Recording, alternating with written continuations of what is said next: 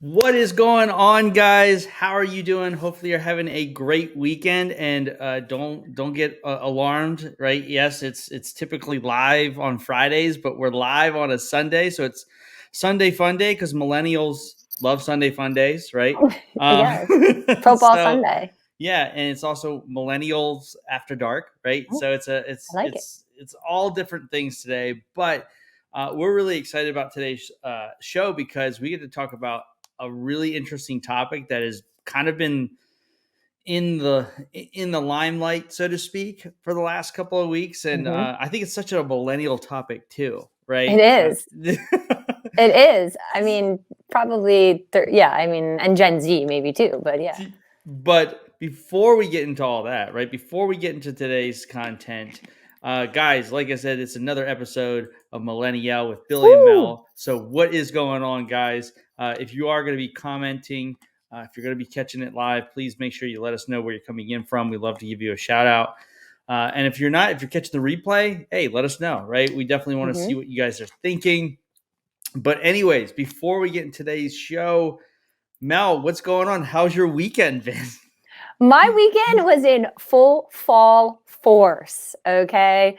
I had two fall festivals yesterday, and I'm wearing even my fall sweater for the first time this season. So it's, sweater weather.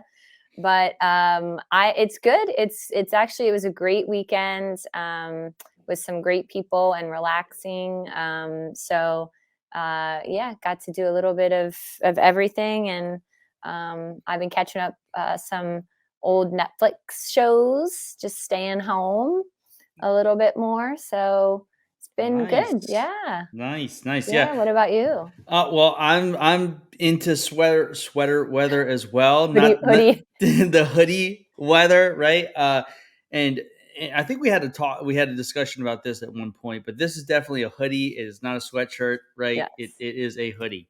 But anyways, uh, I'm sure Megan is listening, hearing me say that she's ready to come through that door and yell at me about The that. So difference between hoodie and sweatshirt. yes, We'll have to take a yes. poll on the But poll. it was a great weekend. Watched football. Obviously, I have my shirt on. Right, watched some football. But we had a wedding that was really cool. Nice. That we went to. So just coming back, right, getting ready for the week ahead. So a lot of different things are going on behind the scenes. That I definitely, I made some announcements on Facebook. So if you want to go Yes. check those out, you can. About business and whatnot. So make sure you go check that out. But yeah, I'm super interested to get your take on this because we did not really talk a whole lot about this topic, and I love when we do that because often or not, like my opinion doesn't get tainted by what you know what I mean. Like Yep. it's just reactionary, and so I love that. So today's show is about this phenomenon that's going on called quiet quitting, right? Yes. So And I didn't when hear about it until you told me. I had to look it up. Yeah.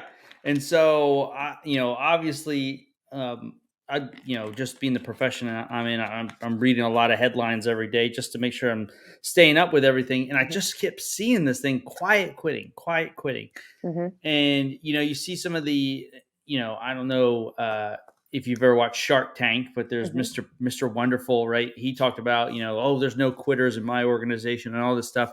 Mhm. And so, like, at first, listening, like I'm like, why are people just like quietly quitting? Like, what Mhm. does that even mean? So when you first heard quiet quitting, what did that mean to you? So I totally thought it was them quitting, but not loudly. Like basically like resigning, just saying I'm like giving their 2 weeks, and maybe there's no reason, and they're just saying, they're just kind of um, putting in their 2 weeks and not talking about it and just bouncing. Yeah, I mean, So I was way off, obviously. I mean, yeah, well, kind of, but yeah. yeah. I mean, I was kind of along the same lines too. It's just like, oh, here we go. Here's another thing that us millennials have to overcome, right? That we have to deal with the boomers telling us, hey, we're not, hard workers. We don't do this. We don't do that. But I was really interested to find out that it is a little bit about quitting, but it's mainly about how people are treated at work. Right. Right. Absolutely. And work ethic, I would say, too. Sure. Yeah. And one of the big things that, I think our generation is different from every other generation. Well, not, maybe the generation before us, and I think this is really hitting, the younger generation. Talking about work Mm-hmm. ethic, right? It's funny because like I'll hear people say like, "Oh, well, we don't work hard." It's like, we would rather go do this and go do that. And I've always under the impression that if I can get my work done in 3 hours versus 8 hours that it takes everybody else, why am I going to waste 5 hours of my life sitting around doing nothing? Right. I vaguely remember us talking about this on a podcast when we first started, and one of the first things that came to mind when I was, kind of looking this up, and I was talking to one of my girlfriends I'm learning to golf with, and she has a family-owned business that her dad started. But one of the funny things that I brought up in an example was when I was 21 years old. So this has been going on with me for a very long time. But I moved back from college to start my business, and I was working at a full-time job.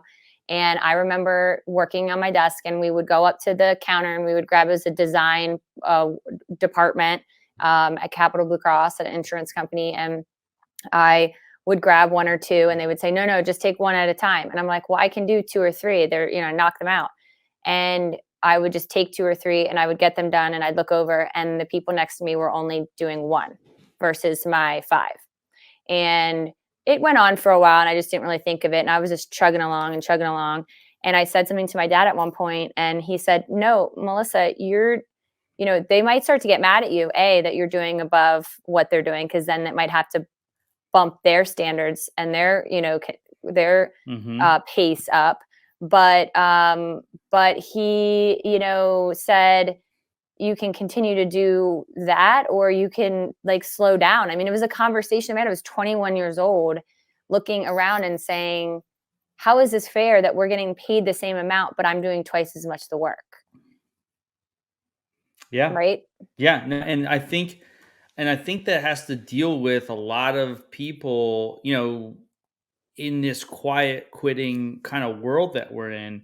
Essentially, and I have a little bit of like a definition, right? What is quiet Mm-hmm. quitting? And it's employees who are choosing to stay in their jobs but are committing to doing what is specifically required of them at work and doing nothing more. And I think, the pandemic, right, Mm-hmm. really created, not only the great resignation, which we talked about, people Mm-hmm. quitting their jobs and doing something different, right?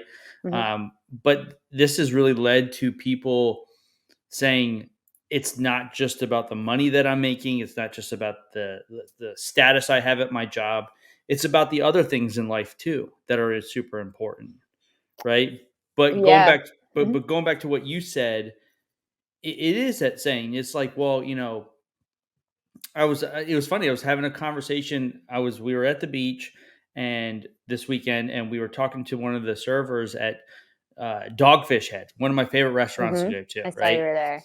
And he said they were about to go, I don't know if you've never worked at a restaurant, this might not make sense to you, but there's either, you just keep your own tips or you share tips, Mm-hmm. right? So you split tips with the entire restaurant and stuff like that. And so he's like, if they're going to split tips here, I'm going to quit, right? Because I can go work somewhere else and keep all my tips because I work way harder than some of the other servers. Why should they get some of my tip?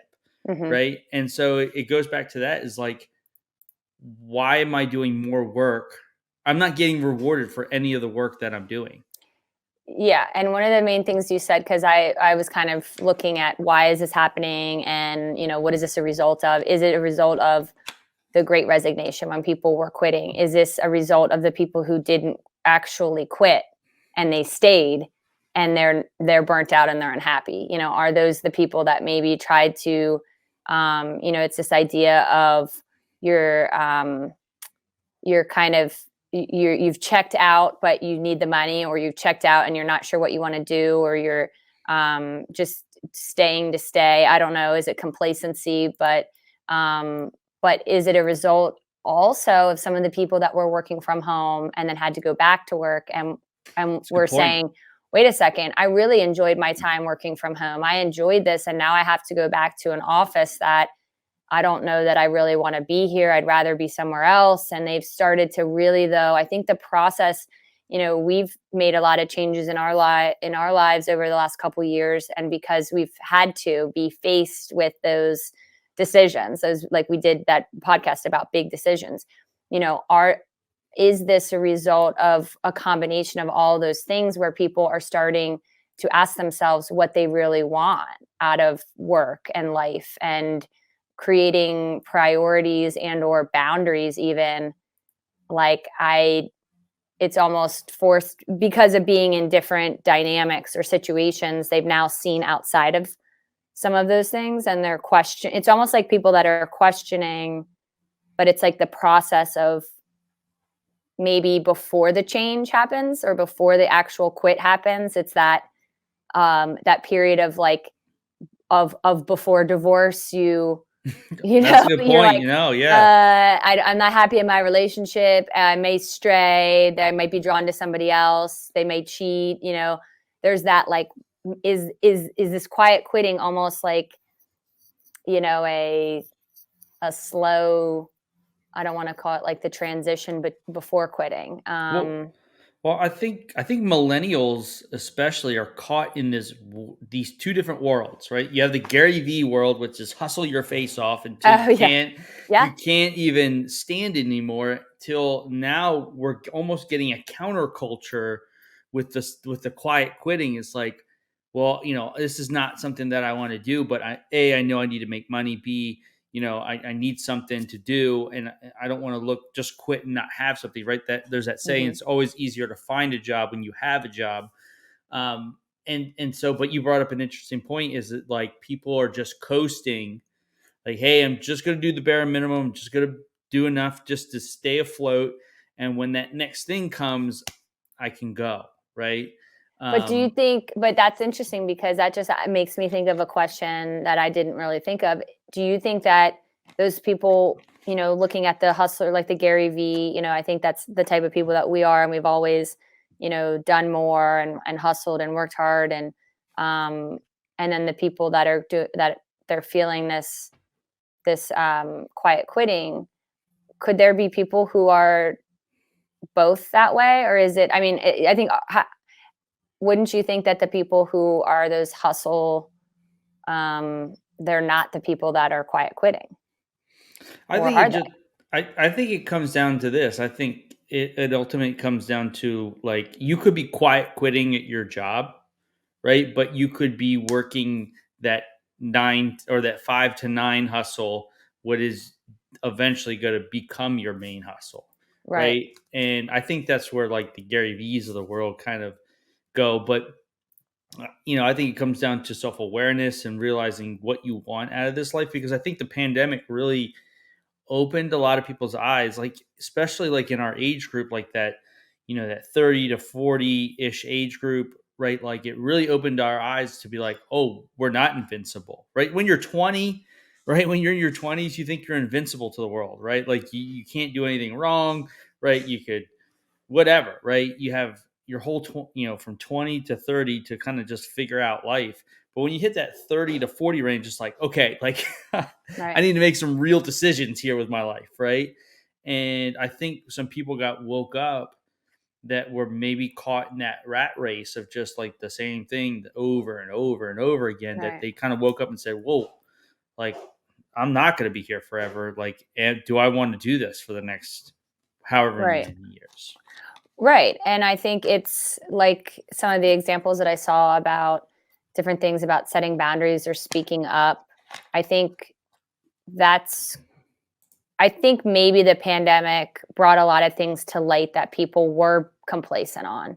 So maybe there's also things that are happening now after the fact where people are starting to say personally, oh, this is what I want for myself or my family or my job. And then they're speaking up a little bit more, or either internally or externally with boundaries of saying, no, I really don't want to do this, but like it has to be a process. It's not overnight. Like we said about so many things, it's taken me 3 years or 5 years to get out of things that you were so accustomed to doing.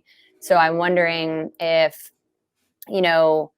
it's a combination of, we've talked about burnout, but just like they're just disengaging, but in a process of wanting to do something else, but not sure yet, too. Yeah.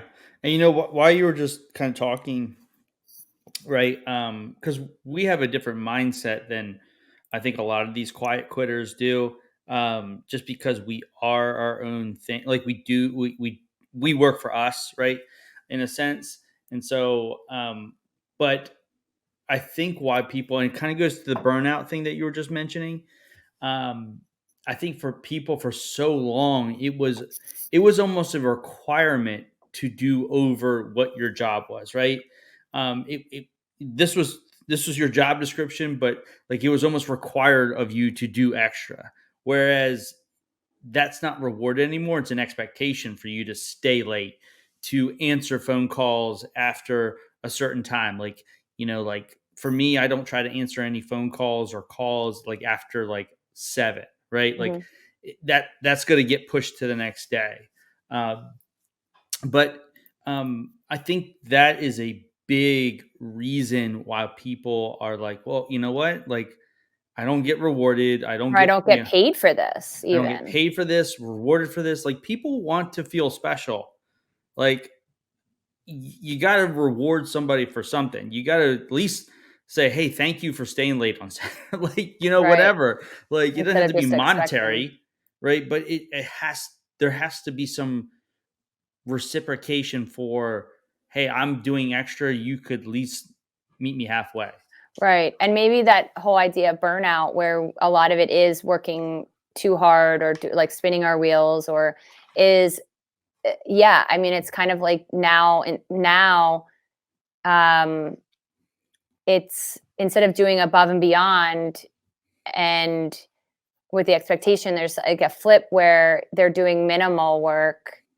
Um, but it's funny because if you think about it, I mean, if that's like the base of where you're getting paid, it's not like they're doing less work. I mean, some might be, Yeah, definitely. of But course. maybe what it's looking like is maybe it's really that we were doing, and I say we, but like that, that those type of people, but we were doing so much more and working so hard and hustling that the average became expected, and then even above average became expected almost.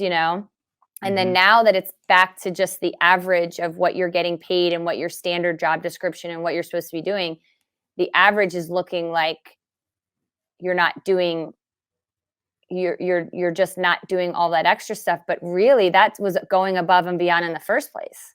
Yeah, and then So maybe it's not even going below that average. Maybe it's just going back down to average. and it's tough, and I get it. Like, I get like somebody on the outside that isn't that type or isn't feeling that way. Like, I could see where people are like, oh, they're just weak, right? They're quitting. They're not pulling their weight and stuff like that. But at the end of the day, it's like, I also think too, like, especially like, and we use gender identities here, guys, in the sense of like, not gender but generation identities here, where it's the sense of, boomers and Gen Zers and Xers. Like, if this is the first time you're watching that our show or listening, we definitely talk in that way. And so, especially with the boomers and even the Gen Xers, right? Maybe a little bit less on the Gen Xer size, but the boomers, they were all about the company, right? It was all Mhm. about the company. It was like company pride. It was working And for one company, loyalty. Mhm. and loyalty and all those types of things. And the millennials and the Gen Zers, definitely the Gen Zers, the Xers, right? There isn't that loyalty to the company, right? There isn't a loyalty to the brand in a sense. The people that we're loyal to are us, our families, the people we have to provide for, those types of things. And so I think it's a lot easier for us to turn that switch and be like, well, they're not meeting my needs. Why should I continue to meet their needs? Yeah, but it's almost like a sick cycle that goes back and forth, because that's something that I have experienced recently. And it's almost like where you're expected to do more, but then when you do more, you're almost looked down upon for doing more. But yet, You did too much of more, right? Like there was yeah. more, and then you go over the more level, Or and you're then that's doing where other you fell into. people's, yeah, you're doing your job and other people's job, but then when, you either like talk about it, or obviously communication, like I think it just comes down to boundaries, and like you said, being appreciated and being listened and being heard to. Because I think I've noticed in my life that communication is just like shit these days with people, and with, like, I'm sure a lot of people agree, but I think that it could solve a lot of problems just having conversations about things and just communicating. And I think that we've got away from that, and whether that's because of technology, like face to face and like phone call, you know what I mean, like conversations. But I think that there's just a lot of things that are going on behind, like expectations and or people that don't feel appreciated, or that have these feelings, and it's just not communicated, and it builds up. So Yeah. then, there's resentment on almost like both sides of the employee and the employer. And that's where that like breakdown, or like I'm in, burnout, I guess I feel like. But I mean, I guess I also look at it, is this something that, because recently, I had a part-time job, but it was pretty much full-time hours. And, are there people though that, because we have our own businesses too, and we talk about having, I did have that, but is it just the job? Is it people, like, is it just how they feel and they treat the things at the job, or are they feeling that way at home too? Is this about who Ooh, they that's a good are? point. Like, are they giving up on the job? Are they giving up on life? Like, is it something more going on, Yeah, and because they're that's just not hard. happy in general? Because that's hard to like be disengaged in one area of your life and not allow that to affect the rest of your life. Like, you know what I mean? Like, it's hard to like if Turn you're off, yeah. yeah, if you're that upset and that disengaged at your job, like that's going to leach into the other parts of your life. That's why people have problems outside of, you know, in their family lives and stuff like that, because their work life, I mean, you spend more hours a year working than you will with your family. Like Right. it's just, especially if you're work. I mean, that's anything you do. So that's a really good point. Like to think about, are we unhappy in other areas of our lives, and that we're trying to find meaning and purpose in our job, and then when we don't have that, then it's like, well, what do I have? Like I'm defined by my Yeah. work. I mean, because I talked to my counselor about that, because I had my business, my whole, my own business for so long, my whole life. I made it who I was. I said I am made to keep. Like, it is who I am, but I made it define me. And then when I said, and I had different changes and different things that I had to make. Like, I was like, no, no, no, I'm not my business. I'm somebody else. But then when I got away from it so much, and I'm like, well, no, like that was a part of me, that is who I am. I kind of got a little bit too far away from who I was as an entrepreneur and a business owner, and that joy and that passion that I had going out and talking about being an entrepreneur. And I took this part-time job. It was a lot of marketing and promotion and stuff for Hershey here. But I got away from, yes, I didn't want to sit behind a computer for the rest of my life and doing invitations, but I got away from being a business owner. And that actually made me realize, no, I think who I really am and want to be is putting out, I am an entrepreneur, I am a business owner. I need to fine tune what that looks like in my business. But I figured that out. There's obviously different things that happen that you have to figure that out. I enjoy the things that, that I did, and parts outside of that. And I think I'm really good at those things, and I would love to continue that. But there was a part of me that I lost because of it. No, I mean, I mean, that's so true. It just becomes such a part of our identity that when that is gone, that it can devastate the rest of our lives. But we were talking about something that was really interesting, and I think it might lead to quiet quitting. You kind of talked about it because we talked about off air, like what you went through and what you're currently going through with that other place and stuff like that. But you had mentioned, and it was really interesting when I heard it in my head, that you were doing, you were quintessentially doing other people's jobs and stuff like that. And it wasn't, it was at that point where you became a threat, right? Where you became a threat to their way of life, what they did. You made them feel uncomfortable, so that's why they kind of attacked you in that way, right? And so it's this weird sense where your job, right, your manager, the person that's over you, wants you to go above and beyond, but they don't want you to go too far, right? Hmm. Because they don't want to have to reward you for that. They don't want to have to pay you extra for that. Because at the end of the day, if you know if you work for somebody else, you're essentially an expense to that business, right? If you produce more, they got to pay you more, right? In essence. Right. But And or admit that they're not doing their job. yes, So when it now starts to now you come now out, you now you've attacked their identity. now when it comes to come out and you're like, wait, I'm doing my job and your job, and I'm only getting paid for my job, and then you're right, it starts to create a whole nother thing, and it depends on who that person is. Are they going to be are they going to hold themselves accountable? Are they going to be honest with themselves and with the employees, or the everybody else? Or are they going to hide behind that and then blame the person for doing yeah, too much, or what they're not supposed to be doing? But it's also about listening to people. I mean, I think I read on a lot of the things, that was ways of avoiding the quiet quitting, almost from like the employer side.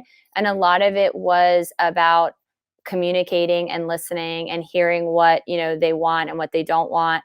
And it goes back to that communication. But I also think like productivity, there was something about tracking productivity, because there was a couple big companies that track what people, like their um what they, I don't know if it's hourly, but it's like kind of like a digital system, which is what I had used for mine, was like a Clockify. There is no physical way in hell to be able to track every single thing you do unless you are sitting at a desk clocking in 9 to 5 with a 9 to 5 hour. So that, first of all, could go back to working remote, because of, unless you have scheduled work hours that you're logging in and that you're doing exactly what you did at your desk, that could be something that was a little bit of a difference with people, because maybe they worked less because they weren't in the office and they weren't tracked. So welcome to being an entrepreneur and working from home all the time. You see how difficult it is to really put in the hours when you're working from home. Yeah, Like you know what I mean? Like, that's kind of, actually, I just thought about that. They that probably worked a lot. I don't know. I'm just saying, maybe they go back and makes they're like, sense. oh shit, I was only working, so much. Now I have to be, I have to check in, and they're hovering and they're here, and I have to do this, and they see what I'm doing and I don't get to do this. But it is physically impossible to track that. And every conversation that you have, and while you're out in public and you're selling, as entrepreneurs, we're 24/7 working. I mean, we're not really, but you think about like socializing and networking. I Yeah. mean, so that's the whole thing. I was actually probably working 3 times my hours, because I was doing, my job. Then I'm out working, not even thinking I'm working, because it's just who I am. And then I'm doing other people's job. So, and what's interesting in this whole situation of, doing more than you're expected, I've always done more than I was expected, but I've never had the feeling like, oh, this person doesn't, it's not fair. This person doesn't do, you know, what I'm doing more than them. I know that that's who I am, and I'm okay with that. I'm okay with doing more because I feel good that I'm doing that. And I don't, it's like I stand behind that, and I don't, I just I do a lot, and I go a lot faster, and I get a lot done. But unfortunately, when you start to speak up about it, and I think that this is something that is happening with the quiet quitting, it's creating boundaries, and it's people are starting to say, whoa, wait a minute. But they're almost standing up, and they're speaking up more. And, I think that I've been in other situations than this job that this has happened to me before. And this is 100%, really yeah. interesting because I talked to my counselor, I talked to my friends and people that have known me for 10 years. And they say, Melissa, like, this is who you are. You're not going to stand by and just watch something. You're not going to be complacent. You're not going to just do the bare minimum. You're not going to keep your mouth shut. And I know the risks in speaking up, but I know what's right and I know what's wrong. And I know it's fair and I know it's not fair. And I know it's poor leadership and what's great leadership. And and drama and negativity and, being disrespected and neglected and all those things. We all know what that is. And, speaking up is that, we might start to see as a result of the quiet quitting, something after this, let's keep an eye on, but it could be something that like people start to like,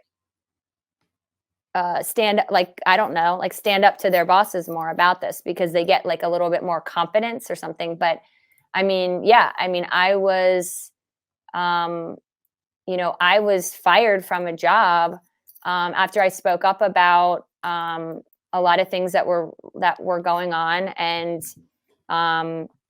doing other people's work and being ignored, by my boss and disrespect from somebody, another employer. And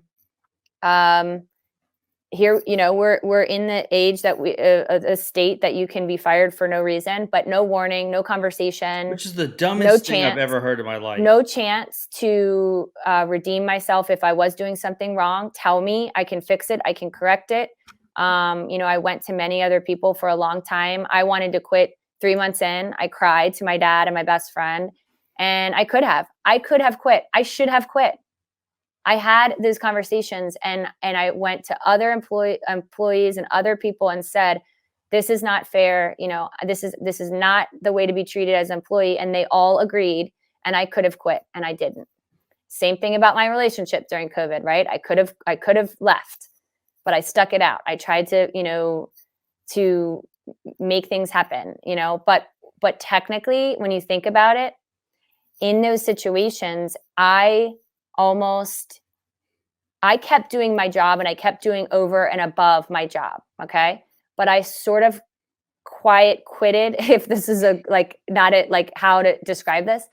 I just started doing it on my own because I was getting literally neglected and unsupported and ignored. And, in every aspect, they weren't doing any of their jobs. I was doing their job. So I just said, okay. 3 months go by, 4 months go by. I'm okay. Well, I'm going to keep doing my thing and I'm going to keep doing it and I'm going to do it well. And I'm going to prove that like I am doing this, and I almost did it more. I did it harder. I did it better. And I was getting a lot of results and from a lot of other people. And then I spoke up about things and then, I was fired. And the thing is that there's two versions of every story and then there's the truth. So, that is, if there was open communication and conversations about this, there could be some really wild, bogus, or just very simple explanations, but it's funny when you don't get that conversation. But I mean, like, I don't know. I mean, I probably should have left 3 months in, but I stayed and but I didn't work less is what I'm saying. There has to be like another term for this, but, I wasn't happy. I wasn't happy. I didn't feel respected and valued and appreciated at all. I never got 1 ounce from my boss of you're doing a great job. I heard it from all of the community. I heard it from a lot of other people. And he even praised one of my coworkers and apologized to her for being absent and not me. So, but it was a blessing. It was a blessing to me. Like I woke up and, that's what's funny. I'd be curious about the people that are quiet quitting. What if they actually got fired? Because in that situation where I was at, and it's not to make this about it, but what if that's what they really wanted? So for me, I woke up and it was on Friday morning, and I said, "Thank you, God, for taking out all the stress from my life. Thank you, thank you." And it was gone. And it took me a couple of days, took me a week, and I have made some fantastic progress with my business and some other things that I'm doing here. And I stand behind my decision, and I don't regret anything I did. I know I did a great job, and I'm really proud of what I did. But what if the people that were quietly quitting, how long do they think that they're going to stay in that position without either actually quitting or getting fired? That's an interesting question, because like it's like, are they quiet quitting because they're looking for something else, or they're building something else, or is it just that they're coasting? Like, and they're just, because there's a difference between quiet quitting in my mind and actively going after something, actively trying to find a new job, actively trying to build a business, while you're not at work. But I wonder how many people are just like coasting and waiting for something to happen to them, whether it be being fired, right, or they just stumble into a job that they think that they're gonna like. But that's an interesting question, and I think you're right, because I read something in one of the articles that I was reading about people that are quietly quitting. It was like people that have been almost like, I don't want to use the word silently suffering, but like almost having like psychological or emotional stress, like like an unsafe, toxic environment. And it's kind of relating to relationships, like you said. I mean, where people just can't get out, or they don't know how, or they don't have a safety net, because, for me because I think that was me. I mean, as far as like an unsafe or unhealthy, work environment, I should have just left. I had those conversations with many people about it, but maybe it's that you're just waiting for something to come along. But at the same time, the only thing that's going to happen is you're going to get fired if you don't have the courage to leave, right? yeah, yeah. I mean, it comes to a point where I think people have a weird way of being comfortable in like a not so comfortable situation. Like people can learn like how to become numb to the situation and just say, okay, what do I need to do in order to make sure that I'm taken care of? Well, I just got to do XYZ, which is my job, and I'm not going to do anything more than that, because I need enough energy to make it through the rest of my life, right? Like I need energy to deal with the kids and the wife or the husband, right? I need energy to deal with my family. I need energy to deal with just everything else that's going on in the world. And so I think when people, because it can go either way, like people can put so much energy into work where everything else suffers, or people will put in not, a little bit of energy into work so that they can just manage the rest of their life. Right. Like you have to take from somewhere to give more here. So yeah, I mean, maybe they're taking, maybe they did enjoy the time at home with their families. And I have heard from a lot of people that, they didn't want to go back to working,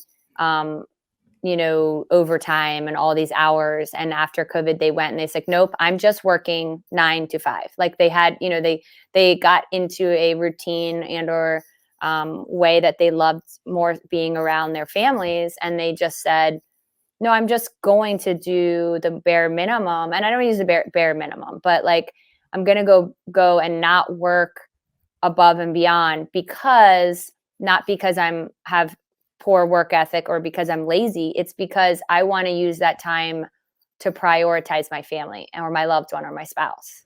So maybe that, I think it could be a combination of a lot of things, but Yeah. but yeah. So, we kind of talked about it, but I think because we talked about it's a thing, it's real. Um, People shouldn't just push this aside as just some millennial thing or Gen Zer thing. Like this thing is going to be around, especially for the Gen Zers. I think it's going to really affect them because they're looking for work that's meaningful, right? And I think we all are. Hmm. I think we're all looking for work that is meaningful, that it contributes to the larger picture of, especially like if you work for a different you work for an organization, you work for a company, you want to feel like your work matters, right? Hmm. Like that you're not, like if you're going to put in extra time, right? You you want to feel Hmm. like what you do matters. And I think that's probably the biggest problem we're going to see with the next generations that are coming up. They want to know that their work matters, right? Hmm. And us too. Like we want to, that's why I do what I do now. That's why I left Hmm. hotels, was because I felt like what I was doing in the grand scheme of things didn't impact the world at all, right? Hmm. Yeah, and I mean, I think ultimately it might be harder for them because they grew up and there's a lot of digital and virtual things that are going on that aren't maybe making as much of an impact. We talk about like social media and people that are influencers. Is like, what are you really influencing? What are you really doing to make an impact?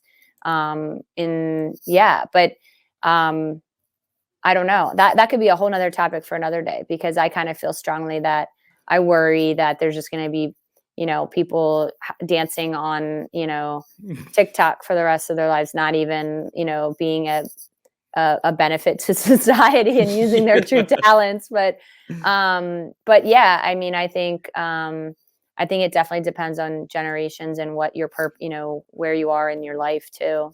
Yeah. So I think we should end it with this last question, right? Because we talked about it, what it is, right? We talked about how we've encountered it and some of the things that we've dealt with.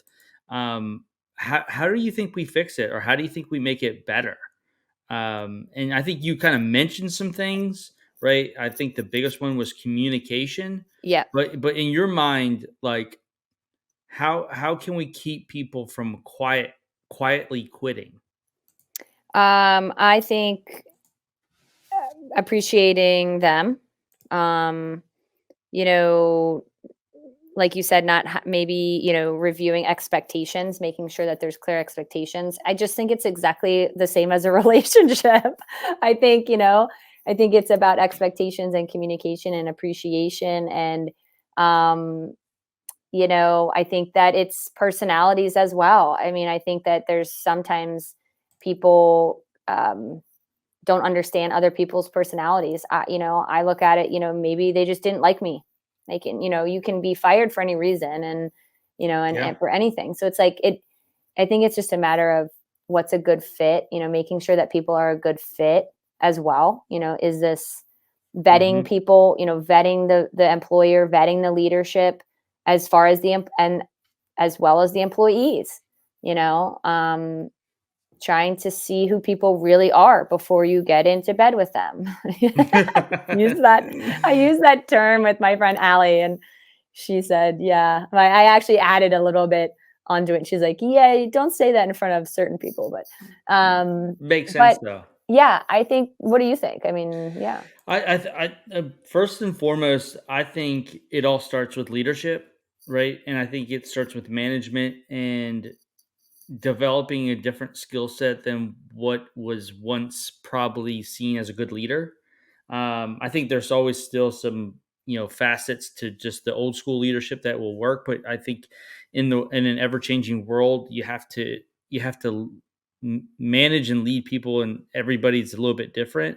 But I think it ultimately comes down to conversations and communication, because if you're an effective communicator and you're in a leadership role, you see those people that have those two skill sets, like good leaders, and they communicate well and they care about their people.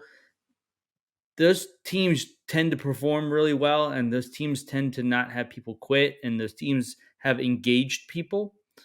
And so it's about just being a human being and caring about the other person that's across from you. Even if you don't like that person, like in the sense of like if you're working together, like just like if you have a problem with somebody, just tell them. Like Mhm. if you didn't like the way they did something, just tell them. Like, in a respectful way. Don't be a douche about it, right? But just say, hey, like I People don't didn't wanna like yeah, and I, people don't I a lot didn't of like people don't wanna hear it. Like, there's yeah, people that are willing to communicate that, and there's people that aren't, and they can't.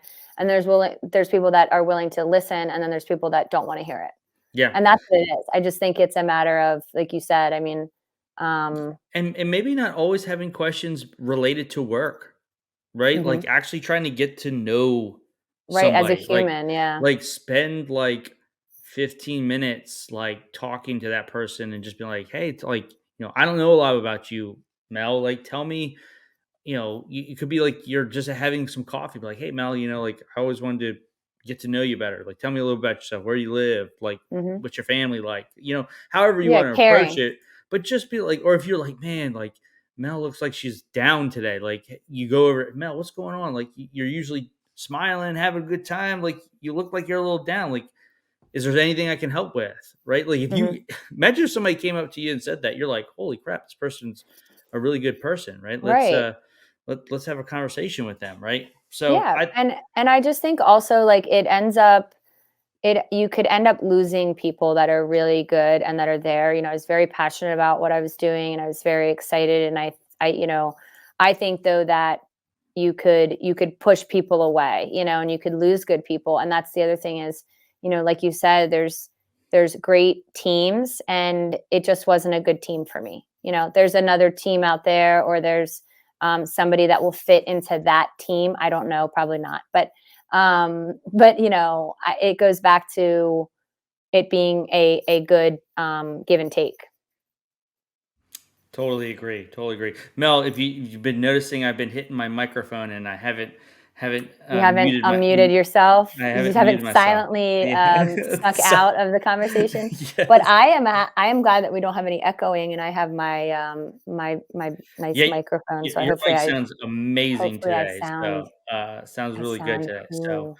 but with that said, guys, we're not gonna silently quit on the millennial meme of the week.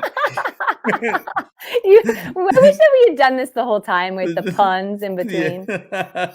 So we're not quitting on the meme of the week. And so it is Mel's turn for the meme of the week.